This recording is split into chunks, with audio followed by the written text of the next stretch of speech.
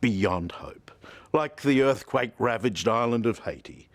After the worst disaster of modern times, I was expecting to find a nation consumed only by grief and despair. But instead, I've returned with a story of love, survival, and all the best things about humanity. And it's a proud Australian story about Steve and Debbie Rasmussen, a remarkable couple from Ballarat. They adopted 3 children from Haiti, Rebecca, Tim and Jonas, then watched them grow into fine young Australians with accents as broad as a nullarbor. But the bonds with Haiti always held fast. When the earthquake struck, the Rasmussens had to act. So began an emotional journey to help the relief operation and a search for someone very special indeed.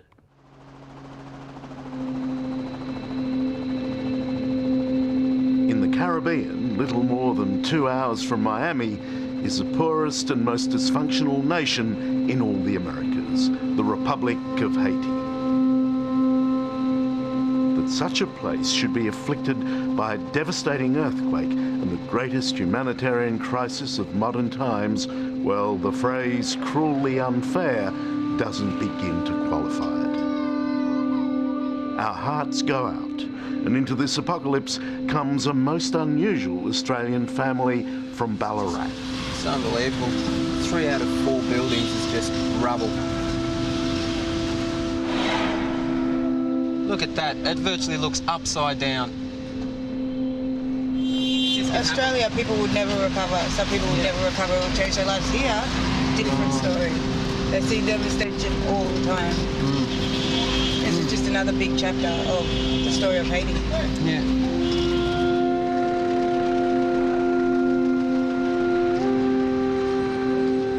Jonas, Timothy and Rebecca are the adopted Haitian kids of Australian parents, Steve and Debbie Rasmussen. They're here to help, but this is also an intense personal journey for this unique family.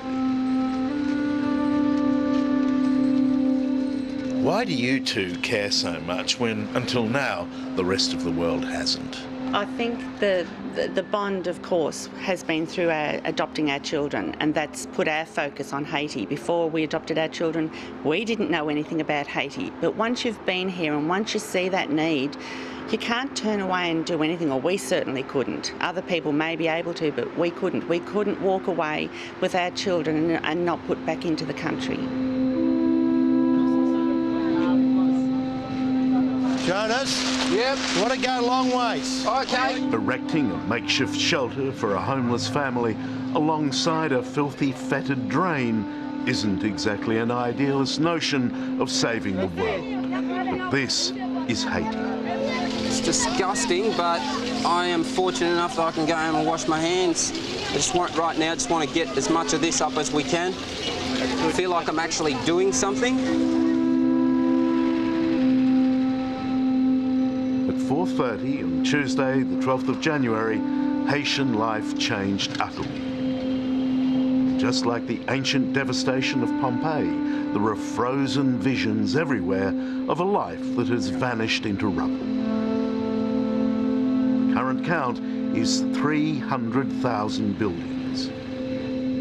But Haitians are well schooled in misery and struggle, so it has to be business as usual for the barber of Rubble Row. And look at this. This is extraordinary. In the wreckage and the rubble, Yep. the barber has started again. Yeah. Bonjour, monsieur. Bonjour, So- monsieur. You wouldn't think you'd worry about appearance, would you? No. When everything else is laid waste. Well, you know, life must go on, Charlie. You know, it has to go on. These people have to make an income to support their families. And there are no handouts in this society. It's every man for himself. Absolutely. Nothing for free here. Absolutely nothing. No social security, no infrastructure, you know, nothing.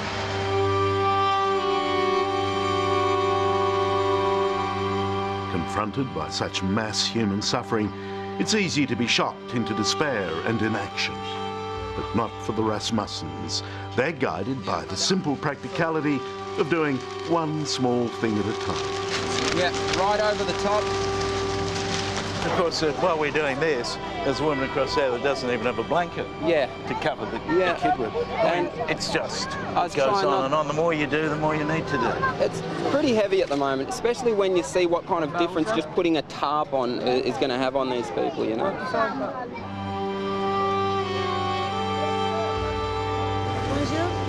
Okay. Cover the children. It's 10. See? There'll be a shelter over 25 years, the Rasmussens have been raising money and support for the people of Haiti. There's over $4,000 there, American, for you and your mission. Their commitment started when, even though they had their own natural children, they decided to adopt Haitian kids in desperate need.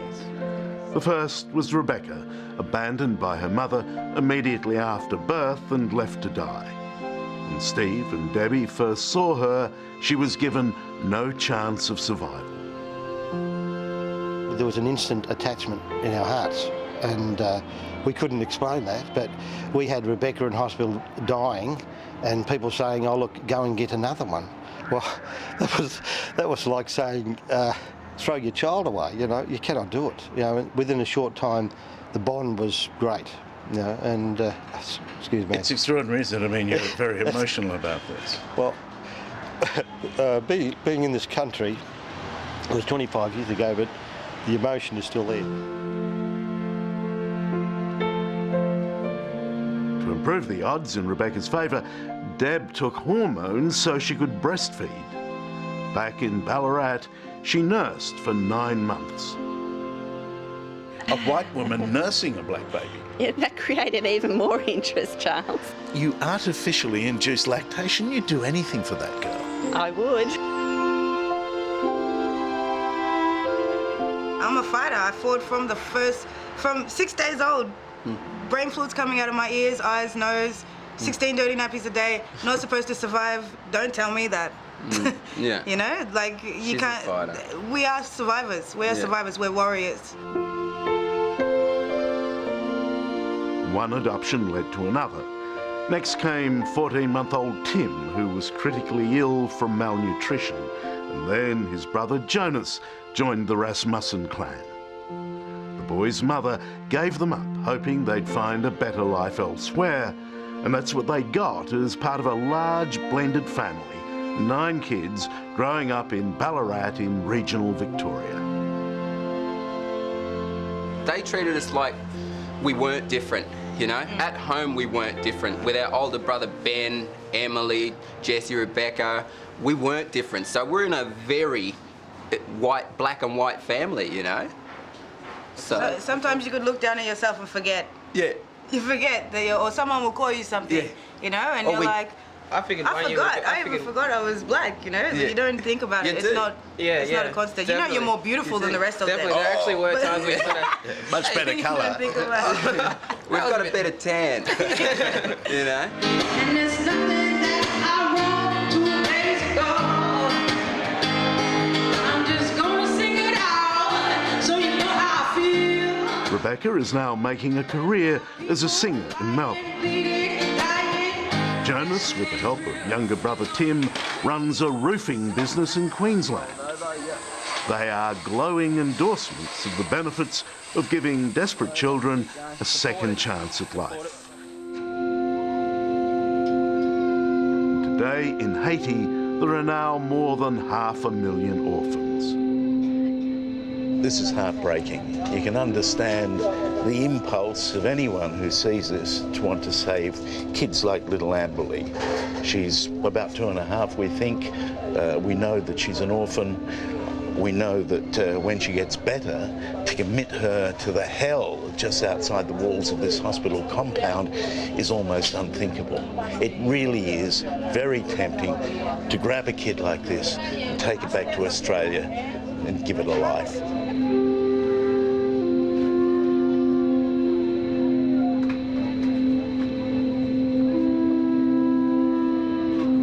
Poor little bloke.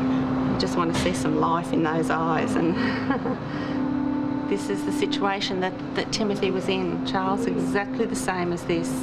When we first took him to the doctors, they he told us that he couldn't guarantee that he would even survive.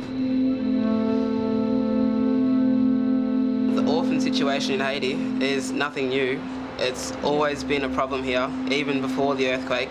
There's always been a possibility of, well, not a possibility, it's a fact. There's thousands of orphans, children that have already been orphaned and have lost their parents just through disease, just through, you know, common flus and malnutrition. It's that life of deprivation and hardship the Rasmussen kids escaped through their adoption. Jonas was 6 at the time and can still recall the trauma of his Haitian childhood, the bloody memories of a nation being torn apart by political upheaval.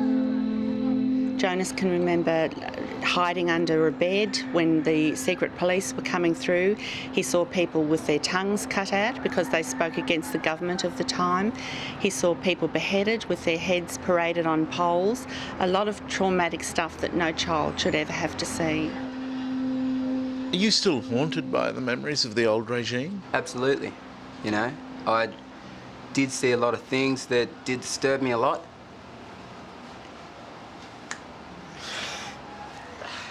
So it's very hard. Sorry, I don't want to make it difficult to, but it does illustrate the difficulty. I think it's just, I get very emotional when I think about my mum, for instance, my birth mother.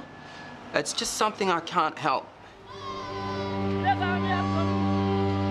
It's been more than 20 years since Jonas and Tim's Haitian birth mother made the heartbreaking decision to give up her boys. To tell you the truth, the closer I get to see her, the sicker I'm starting to feel in my stomach a little, so it's... Been waiting a long time, so... They've only met her once since the adoption, and after the earthquake have been anxious to see her again.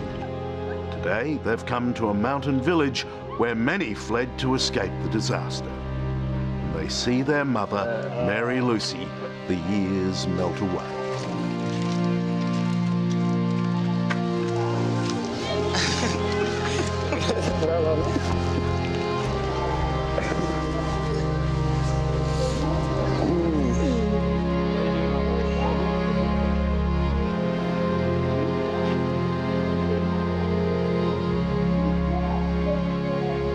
Feels so good now. It was just such a hard wait.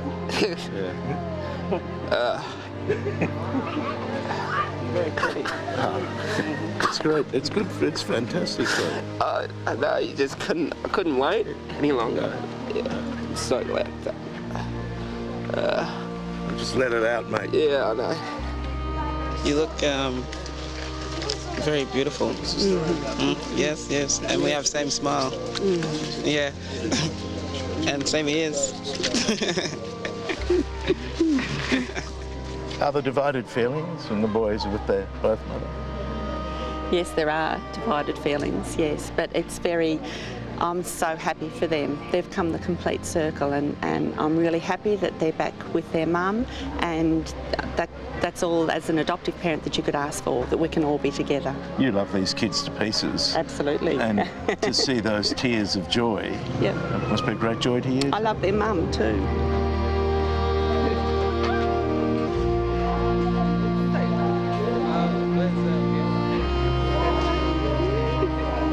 You've done a wonderful thing, a wonderful thing. She's given you the very best that she possibly could. And I'm so thankful to her for that. Couldn't have done it without the support crew there, you know that. Yeah. Well, we're in it together, aren't we? Yeah. In it together. Yeah.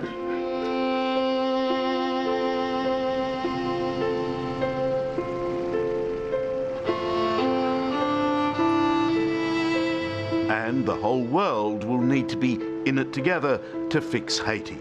It'll take 10 years to build a viable state here.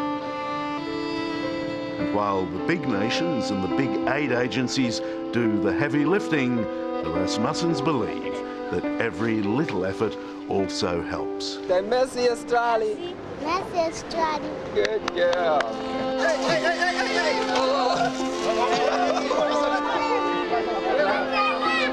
During their 5 days in Haiti, the family handed over lots of toys and helped erect makeshift shelters wherever they could. But perhaps their greatest contribution was organising sponsorship for 50 Haitian children, a gift they know from personal experience can make all the difference. You must feel very close to these kids. Definitely. These kids are me. You know, they're me without the chance that I had.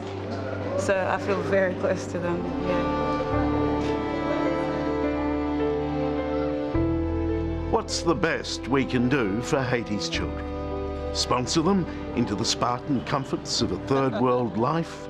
Or risk the trauma of relocation and offer them the limitless opportunities of the West? That's the dilemma.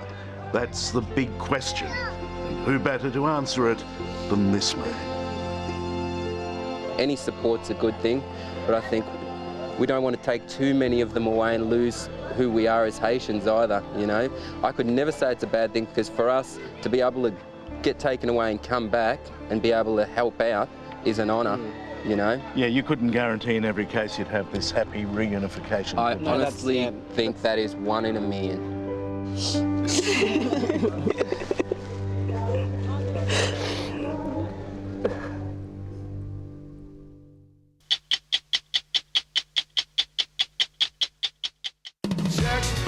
Coming up, Sir Tom Jones, longer to